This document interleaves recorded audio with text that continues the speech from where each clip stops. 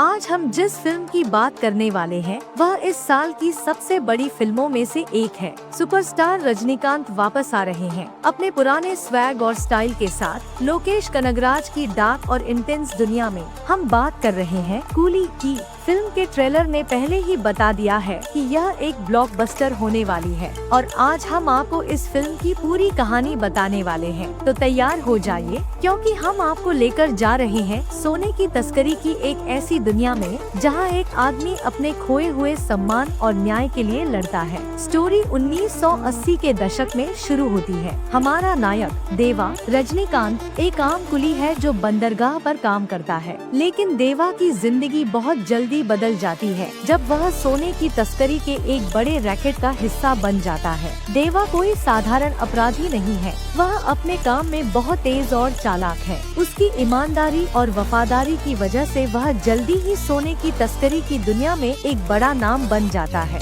वह एक ऐसा माफिया सरगना बन जाता है जिससे हर कोई डरता है। देवा के साथ उसके बचपन का दोस्त साइमन नागार्जुन अक्किनेनी भी होता है। वे दोनों मिलकर सोने की तस्करी का एक बड़ा साम्राज्य बनाते हैं। उनका रिश्ता सिर्फ एक बिजनेस पार्टनर का नहीं बल्कि भाई जैसा है। उनकी यह दोस्ती उनकी ताकत है। फिल्म में सत्यराज का किरदार राजशेखर एक ईमानदार पुलिस अधिकारी का है जो देवा और साइमन को पकड़ने की कोशिश कर रहा है। वह जानता है कि वे दोनों मिलकर एक बड़ा अपराध कर रहे हैं, लेकिन वह उन्हें पकड़ नहीं पाता। जब देवा का साम्राज्य अपने चरम पर होता है तो उसकी जिंदगी में एक बड़ी त्रासदी होती है। देवा का एक वफादार कर्मचारी दयाल सोबिन शाहिद पैसों के लालच में आकर अपने दोस्त साइमन को धोखा देता है। दयाल साइमन को देवा के खिलाफ भड़काता है और उन्हें एक दूसरे से लड़ने के लिए उकसाता है। इस धोखे की वजह से देवा और साइमन की दोस्ती टूट जाती है। इसी बीच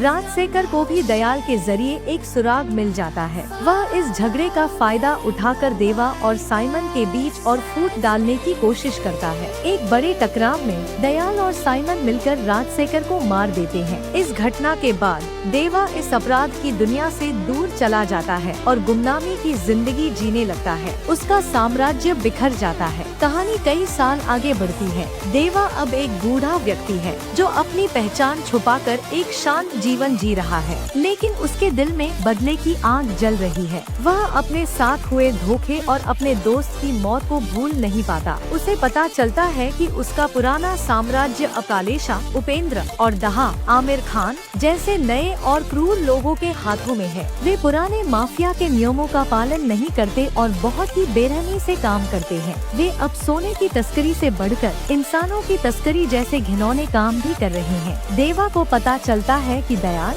जो एक समय उसका वफादार था अब इन नए सरगनाओं के साथ मिलकर काम कर रहा है। उसे यह भी पता चलता है कि उसके पुराने दोस्त राजशेखर की बेटी श्रुति हासन जो अब बड़ी हो चुकी है भी इस जघन्य अपराध में फंस गई है। श्रुति को बचाने के लिए और अपने पुराने अपमान का बदला लेने के लिए देवा एक बार फिर अपनी असली पहचान में वापस आता है। देवा जानता है कि अकेले वह इस नए और खतरनाक साम्राज्य का सामना नहीं कर सकता। वह अपने पुराने गैंग के सदस्यों को दोबारा इकट्ठा करने का फैसला करता है, लेकिन यह इतना आसान नहीं है। उसके पुराने साथी उसे मरा हुआ मान चुके हैं और कुछ तो अब इस दुनिया में नहीं है। देवा अपनी पुरानी पहचान का इस्तेमाल करके एक एक करके अपने साथियों को ढूंढता है और उन्हें अपनी टीम में शामिल होने के लिए राजी करता है। इस मिशन के दौरान वह श्रुति से मिलता है। श्रुति पहले देवा से नफरत करती है क्योंकि उसे लगता है कि देवा ने उसके पिता को मारा था, लेकिन देवा धीरे धीरे उसे सच्चाई बताता है और उसे विश्वास दिलाता है कि वह एक अच्छा इंसान है। श्रुति देवा की सच्चाई को समझकर उसके मिशन में उसकी मदद करने का फैसला करती है। फिल्म का क्लाइमैक्स बहुत ही धमाकेदार और एक्शन से भरपूर है। देवा और उसकी टीम कालेशा और दहा के साम्राज्य को खत्म करने के लिए एक अंतिम लड़ाई लड़ते हैं। इस लड़ाई में बहुत हिंसा और खून खराबा होता है, जिसकी वजह से फिल्म को एक सर्टिफिकेट मिला है। देवा अपने दुश्मनों को एक एक करके खत्म करता है। वह दयाल को उसके धोखे की सजा देता है और कालेशा और दहा को भी हराता है। फिल्म का अंत एक न्याय संगत तरीके से होता है, जहां देवा अपने पुराने सम्मान को वापस पा लेता है और उन लोगों को बचाता है जिन्हें उसकी मदद की जरूरत थी।